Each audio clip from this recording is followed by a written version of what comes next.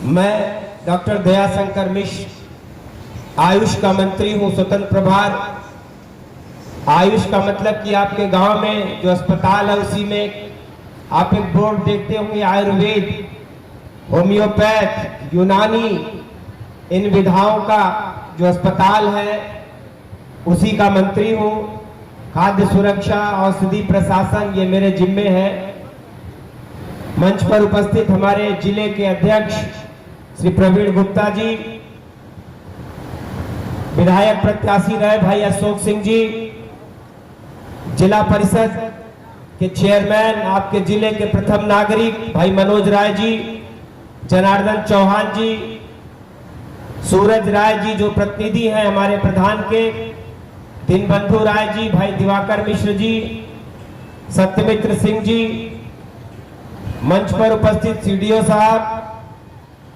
भाई संतोष सिंह जी जो जिला बेसिक शिक्षा अधिकारी हैं, संजय जी, अखिलेश जी, जितने भी जिले के अधिकारी, हमारे ग्राम प्रधान बंधु, इस सभागार में उपस्थित तमाम माताएं, बहनें, बुजुर्गों और प्रेस के जुड़े हमारे मित्रों, आज आपके बीच में आपको लग रहा होगा कि मंत्रियों को आने की क्या जरूरत पड़ गई। इसके पहले भी मंत्री समूह आपके जिले में, ये तीसरा दौरा है, तीसरा मंत्री समूह आपके बीच में है। गांव में चौपाल लगाकर हम सब लोग जाकर आपके बीच में, अब एक प्रश्न आया, देखिए इसके पहले मंत्री जी ने भी कहा 12,340 की आबादी का गांव, मात्र 41 लोगों को अभी तक 41 और 44 आवास मिले हैं। निश्चित ही इस गांव में ऐसे बहुतेरे लोग होंगे जिनको अभी आवश्यकता होगी आवास की। कोटा अगर आपका पूरा हो गया है तो अप्लाई फिर से करिए, दोबारा फिर से कोटा सरकार रिलीज करेगी तो कम से कम आपका लिस्ट में नाम होना चाहिए। वैसे ही वृद्धा पेंशन, विधवा पेंशन, विकलांग पेंशन, किसान सम्मान निधि, जितना हमको लगता था कि आपके उतनी संख्या नहीं है। निश्चित ही आपके बीच में प्रचार प्रसार का और जागृति का अभाव है। या तो बहुत संपन्न लोगों का गांव है कि आपको जरूरत नहीं है, लेकिन अगर जरूरतमंद लोग अभी बचे हैं, छूटे हैं, तो आप अपना रजिस्ट्रेशन अवश्य करा लीजिए। हम अपने जिले के अधिकारियों से कहना चाहते हैं कि जैसे आपने आज यहाँ कैंप लगाया है, अलग अलग विषयों के कैंप लगे हैं, एक दिन आप सारे लोगों को लेकर इस गांव में अलग से कैंप करेंगे। दिन आप निर्धारित करके आप यहाँ घोषणा कर दीजिए, जिस दिन आप कैंप करेंगे पूरे गांव के सबके सूचना करा के, सबको इकट्ठा करके, जितने भी लाभार्थी लोग अब तक छूटे हैं, विधवा वृद्धा पेंशन, समाज कल्याण के लोग यहाँ, तो आप सबको बुला के करेंगे। एक एक गांव ऐसे आप जब पूरा करते जाएंगे तब जो मिशन है उत्तर प्रदेश की, हमारे यशस्वी मुख्यमंत्री माननीय योगी आदित्यनाथ जी का, कि हमारे उत्तर प्रदेश की सरकार की जो योजनाएं हैं,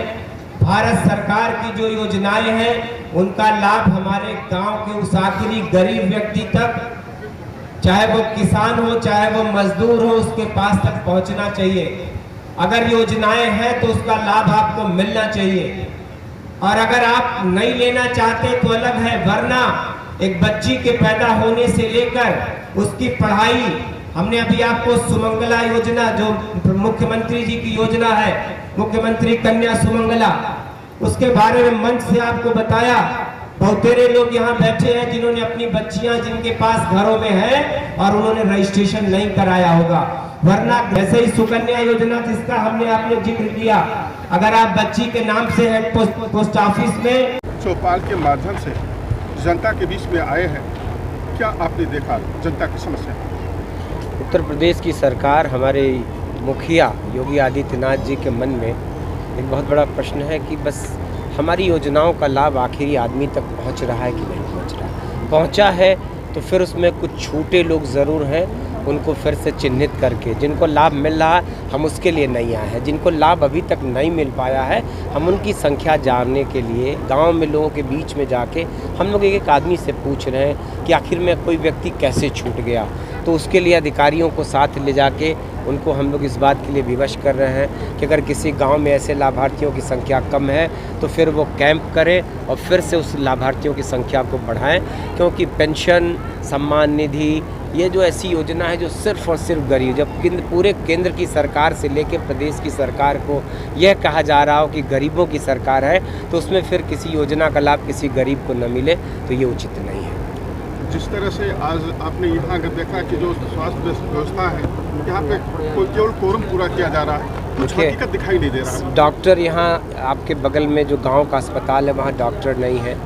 तो डॉक्टर फार्मासिस्ट हैं, वो बैठेंगे। आगे डॉक्टर के लिए हम लोग प्रयास सीएमओ के सामने हम लोगों ने कहा कि डॉक्टर की व्यवस्था करके, चूँकि एक बड़ा गांव है, 12,000 की आबादी, अगल बगल के भी गांव बड़े बड़े गांव हैं, तो उनसे निश्चित ही इस अस्पताल को अच्छे से, चूँकि मैं आयुष का मंत्री हूं, तो हमने अपने यहाँ के ज़िले के आयुर्वेद अधिकारी से कहा है कि आयुर्वेद का भी जो अस्पताल है रेगुलर खोलना चाहिए। वहाँ पूरी टीम आज यहाँ कैंप भी किया उन्होंने, तो मुझको लगता है कि जो थोड़ी बहुत कमियां हैं उन्हीं को दूर करने के लिए तो हम लोग जनता के बीच में बार बार जिस तरह से महंगाई बढ़ रही है, आटा 30 रुपये किलो, चावल 40 रुपये किलो, और किसान अपने पूरे सर, हम सारी दुनिया को गेहूं का सबसे बड़ा निर्यातक इस दुनिया में कोई देश है तो भारत है। हमारे देश में अनाज की कमी नहीं है, और आपने देखा कि 2 साल तक अपने देश की जनता को 80 करोड़ लोगों को, दुनिया की कोई सरकार, 80 करोड़ में तो पूरा यूरोप और आधा एशिया समा जाएगा, हिंदुस्तान ने अपने 80 करोड़ लोगों को 2 साल घर बैठा के मुफ्त में अनाज दिया है और आज भी अनाज दे रहे हैं। ये महंगाई कुछ चंद लोगों के द्वारा क्रिएट की जा सकती है। सच में यह है कि बहुत सारी चीज़ें अच्छी हैं, अनाज का उत्पादन बढ़ा। आप लोगों ने जिक्र किया कि सूखे के आसार हैं, तो सरकार बहुत गहन चिंतन कर रही है कि अगर ऐसे ही परिस्थितियाँ रहें तो निश्चित ही सूखा घोषित हो जाएगा। सर, जहाँ पे खराब है और सरकारी अस्पताल पे जाने के लिए एम्बुलेंस को 20 किलोमीटर घूम के जाना पड़ता है उस अस्पताल पे, जबकि कसारा से कोपायगंज की दूरी मात्र 6 किलोमीटर है, और वो रास्ता सर पिछले 10 सालों से पूरी तरह से खराब है। देखिए, इन्हीं बातों का संज्ञान लेने के लिए तो हम लोग बार बार इन सड़कों पर गांव घूमने के पीछे और भी कोई मकसद नहीं है। पानी,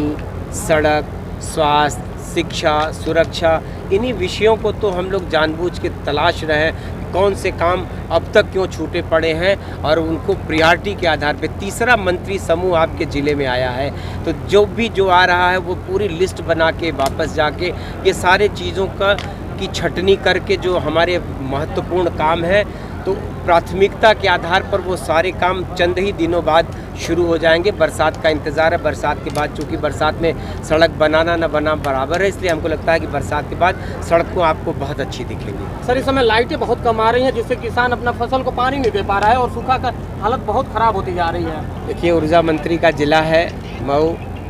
ऐसे में उन्होंने भी इस बात को बहुत गंभीरता से लिया है। हम समझते हैं कि ये जो कमियां हैं किसी फॉल्ट की वजह से अगर ऐसा है तो उसको दूर किया जाएगा, और हमेशा ये भरसक प्रयास हो रहा है कि सिंचाई के इन दिनों में बिजली की कटौती न हो। सर, नहर की समस्या सबसे बड़ी है। नहर का पानी तो जिक्र सर किया, मऊ से ही निकल के जाता है, मगर सारा पानी बलिया जिला चला जाता है। जिस शारदा नहर परियोजना से आपका जुड़ाव है, ये आखिरी हिस्से हैं, तो निश्चित इन लोगों ने बताया कि उसका पानी यहाँ तक नहीं पहुँच पा रहा है। हम लोग उसके लिए कृषि मंत्री से एक पत्रक मिला है, इस गाँव में मुझको पत्रक दिया है अभी सूरज जी ने, ये पत्रक लेके हम लोग कृषि मंत्री जी से कह के उसकी वैकल्पिक व्यवस्था कराने का प्रयास करें। ये ऊर्जा मंत्री एक सामाजी का गृह जनपद है, और यहाँ पर 4 दिनों से ट्रांसफार्मर जो कि जला हुआ अब तक वो चेंज नहीं हो सका है। अभी एक्सीएन से हम लोगों ने आपके सामने कहा, जितनी बातें आती उसको 1 मिनट भी देरी किए बगैर हम लोग तत्काल अधिकारी, और ये देखिए जिले के सारे बड़े अधिकारी आपके सामने इस पंडाल में उपस्थित थे, और उन्होंने इन कामों को